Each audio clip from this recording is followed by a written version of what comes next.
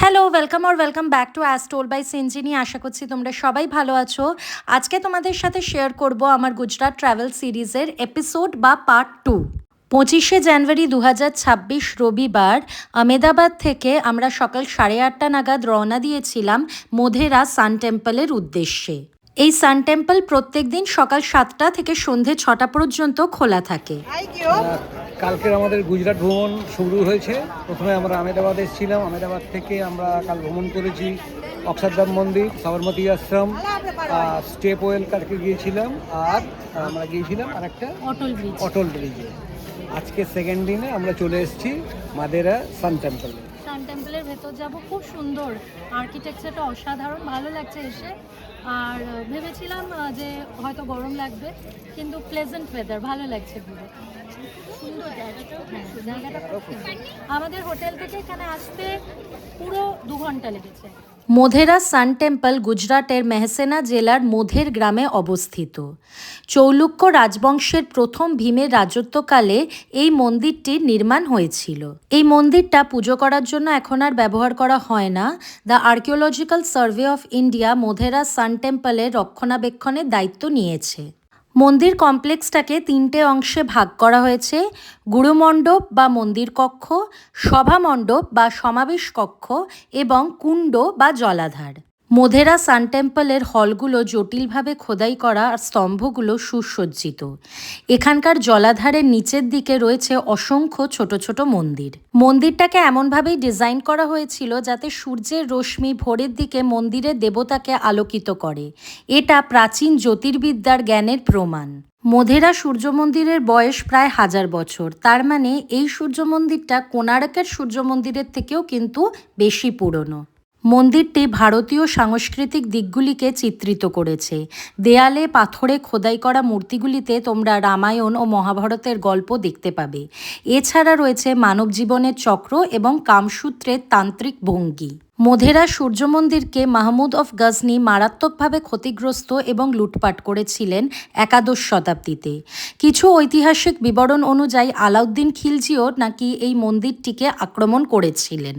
1992 সাল থেকে গুজরাটের ট্যুরিজম কর্পোরেশন মোধেরা সান টেম্পলে একটা ইয়ারলি 3 দিনের ডান্স ফেস্টিভ্যাল অর্গানাইজ করে, যেইটাকে উত্তরার্ধা মহোৎসব বলা হয়। এই ইভেন্টটার পারপাস হলো ক্লাসিক্যাল ইন্ডিয়ান ডান্স ফর্মসগুলোকে এমন একটা জায়গায় প্রদর্শন করা যা historically and culturally significant. Modhera sun টেম্পলের কিন্তু একটা এন্ট্রান্স ফিজ আছে। তোমাদেরকে এই টেম্পলে ঢোকার আগে 25 টাকার একটা টিকিট কেটে নিতে হবে। মোধেরা সান টেম্পল পুরো দেখতে আমাদের 2 থেকে 2.5 ঘন্টা লেগে গেছিল। আর তারপরে আমরা পৌঁছে গিয়েছিলাম রানী কি ভাওয়ে। এখনকার 100 টাকার নোটে তোমরা যেই মনুমেন্টের ছবি দেখতে পাও সেটাই কিন্তু এই রানী কি ভাও। এটি গুজরাটের পাটন শহরে সরস্বতী নদীর তীরে অবস্থিত একটি স্টেপওয়েল। রানী কি ভাওয়ের নির্মাণ কাজ 11 শতকের চৌলুক্য রাজা প্রথম ভীমের স্ত্রী উদয়মতীর নামে করা হয়। পলিমাটি কেটে 1940-এর দশকে এটিকে আবার করে আবিষ্কার করা হয় এবং 1980 সালে the archaeological survey of India এই স্টেপওয়েলকে পুনরুদ্ধার করে। 2014 সালে রানী কি ভাওকে ইউনেস্কো ওয়ার্ল্ড হেরিটেজ সাইট হিসেবে ডিক্লেয়ার করে দেওয়া হয়। রানী কি ভাওকে একটা উল্টোনো মন্দির হিসাবে ডিজাইন করা হয়েছে যা জলের পবিত্রতাকে রিপ্রেজেন্ট করে। আর এই স্টেপওয়েলটিতে রয়েছে অসংখ্য হিন্দু দেবদেবীর স্কাল্পচার্স। প্রায় 7 তলা উঁচু উঁচু সিঁড়ি নেমে কিন্তু তোমরা এই স্টেপওয়েলের নিচ অবধি পৌঁছতে পারবে। রানী কি ভাও এই স্টেপওয়েলটি নন্দা স্টাইলের স্টেপওয়েল। এটি প্রায় 65 মিটার বা 213 ফুট লম্বা, 20 মিটার বা 66 ফুট চওড়া এবং 28 মিটার বা 92 ফুট গভীর। চতুর্থ তলাটা কিন্তু সবথেকে গভীর। রানী কি ভাওয়ের দেয়াল, স্তম্ভ, কলাম, বন্ধনী এবং বিমগুলি স্ক্রোল ওয়ার্ক দিয়ে সজ্জিত করা। এই স্টেপওয়েলটিতে মোট 212টা স্তম্ভ রয়েছে। আর রানী কি ভাও প্রত্যেক দিন সকাল 7টা থেকে সন্ধে 6টা পর্যন্ত খোলা থাকে।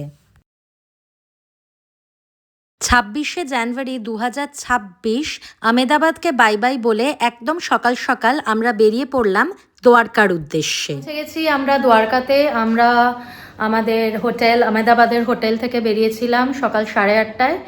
আমরা ভেবেছিলাম 12 আওয়ার্স মতো লাগবে, বাট আমরা 8 ঘন্টার মধ্যেই আমাদের দ্বারকার হোটেলে পৌঁছে গেছি। জাস্ট চেক ইন করলাম। আমরা দ্বারকাতে স্টে করছি দক্ষ দ্য গ্র্যান্ড গোবর্ধন হোটেলসে। এখন তোমাদেরকে রুম ট্যুরটা দেব। আর আমরা আজকেই হয়তো দ্বারকাধীশ মন্দিরেও যাব, ওখানে সন্ধে 7:30 থেকে আরতি হয়, তো ওই আরতিটা আমরা আজকে দেখব। আর আগামীকাল আমাদের দ্বারকা সাইড। হচ্ছে মেইন ডোর, এখানে আলমারি, এখানে হচ্ছে আয়না and dressing area, then TV, এখানে জলের বোতল, চা করার সরঞ্জাম সব রাখা আছে। তারপর এটা হলো বেড সাইড টেবলস, ওখানে একটা চেয়ার আছে, and this is the bathroom. Lunch তো আমরা আহমেদাবাদ থেকে দ্বারকা আসার পথেই একটা রেস্টুরেন্টে সেরে নিয়েছিলাম। তো দ্বারকা পৌঁছানোর পর টুকটাক কিছু খাওয়া দাওয়া করে ফ্রেশ হয়ে রেডি হয়ে আমরা বেরিয়ে পড়লাম দ্বারকাধীশ মন্দির ভিজিট করব বলে। দ্বারকাধীশ মন্দির পৌঁছানোর জন্য আমরা আমাদের হোটেলের সামনে থেকেই অটো নিয়েছিলাম। আর মন্দিরের ভেতরে কিন্তু ফটোগ্রাফি বা ভিডিওগ্রাফি স্ট্রিক্টলি প্রহিবিটেড। দ্বারকাধীশ মন্দির 2500 বছরের পুরনো একটি মন্দির, যা মূলত ভগবান শ্রীকৃষ্ণের নাতি ব্রজনাভ কৃষ্ণের আবাসিক প্রাসাদের উপরে তৈরি করা হয়েছিল বলে বিশ্বাস করা হয়। গোমতী নদীর তীরে অবস্থিত এটি চারধাম তীর্থস্থানগুলির মধ্যে কিন্তু একটি। দ্বারকাধীশ মন্দিরের প্রধান মূর্তিটি বিষ্ণু বা কৃষ্ণের একটি চারবাহু বিশিষ্ট রূপ। এই মূর্তির বন্ধ বা অসম্পূর্ণ চোখ ঐশ্বরিক প্রেমকে রিপ্রেজেন্ট করে। দ্বারকাধীশ মন্দির ভিজিট করতে পেরে এবং এখানে পুজো দিতে পেরে আমি সত্যি খুব খুশি। আজকের ভিডিওটা এখানেই শেষ করলাম। যদি ভালো লেগে থাকে please like and also subscribe.